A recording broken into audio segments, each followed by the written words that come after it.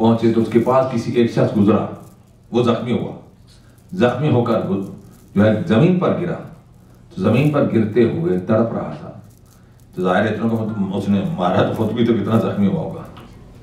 تو ایک شخص گزرت کا نام اس کا کرمان تھا، بشارت ہو، جنت کی بشارت ہو، تم تو گئے جنت میں. آنکھ کھول، کیا جنت؟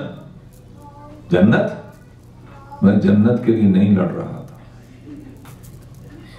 کس کے لیے لڑ رہے تھے؟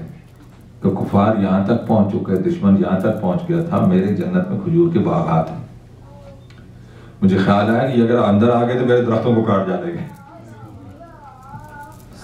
میں اپنے درختوں کے لیے، باغ کے لیے جنگ کرا. اس کے بعد خنجر نکال کر اپنا گلا بھی کاٹ دیا.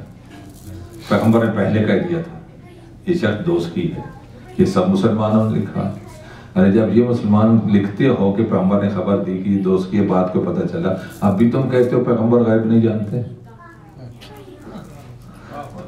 تو اب یہ ہے کہ یہ نیت یاد رکھیے کہ باطن کو خدا دیکھتا ہے. ہمیں اپنے، میں آپ سے بات کرتا ہوں تو مجھے اپنی طرف میں دیکھتا ہوں، میں اپنے باطن کو دیکھتا ہوں کہ میں کہاں کھڑا ہوں. یہ جو فریضہ ہے، اس لحاظ سے میں چند کلمات کہتا ہوں. تو اب یہاں نیت کی یہ منزل ہے، تو نیت المومن خیر الامام.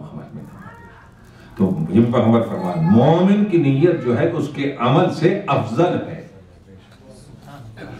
کہ جب وہ نیک نیتی کرتا ہے تو تب اس کے بعد اس سے جو عمل صادر ہوتا ہے اس کی بنیاد نیکی ہے. تو ہر عمل جو ہے نیت کے مطابق ہوتا ہے. نیت خراب ہے تو عمل بھی اسی طرف جائے گا. نیت پاکیزہ ہے خدا کے رسول کی خوشی کے لیے، خوف کے لیے، تو عمل بھی اسی طریقے سے پاکیزہ ہوگا. اور اسی مقام پر تھوڑی سی ایک دو زحمت آپ کو دیتا ہوں کہ حضرت عیسیٰ جا رہے ہیں، ہم نیت میں کہاں پہنچ جاتا ہے انسان.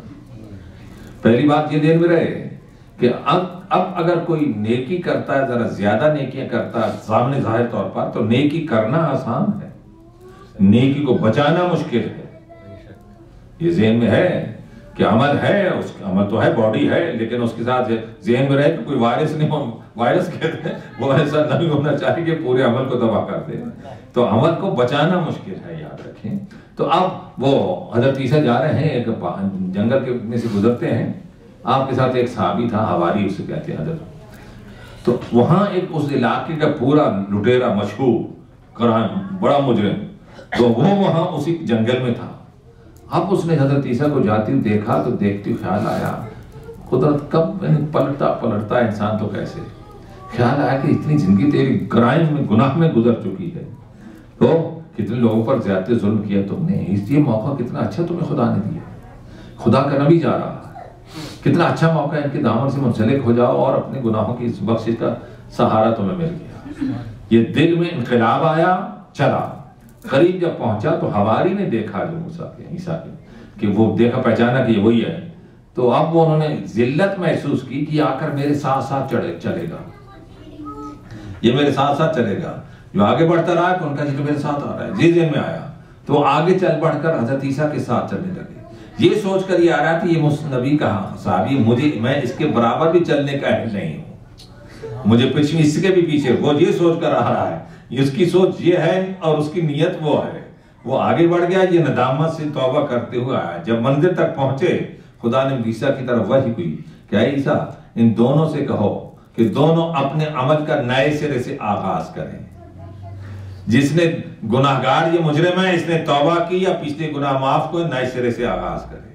اور جس کے اندر یہ بڑائی آ گئی تھی، اس کا عمل ختم ہو گیا، اب نئے سرے سے عمل کا آغاز کرے.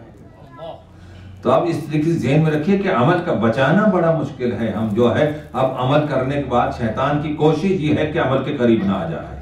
اور جب نیکی کر لیتا ہے تو اب اس کی کوشش یہ ہوتی ہے اس کی نیت میں بگاڑ پیدا کرو اور ان کو تباہ و برباد کر دو، عمل کرتے ہوئے خالی رہے. اور اسی لیے فرمایا ہے کہ خدا کی طرف سے آواز آئے، قیامت دن جو ایسے عمل کرنے والے ہیں، اور اس کا آواز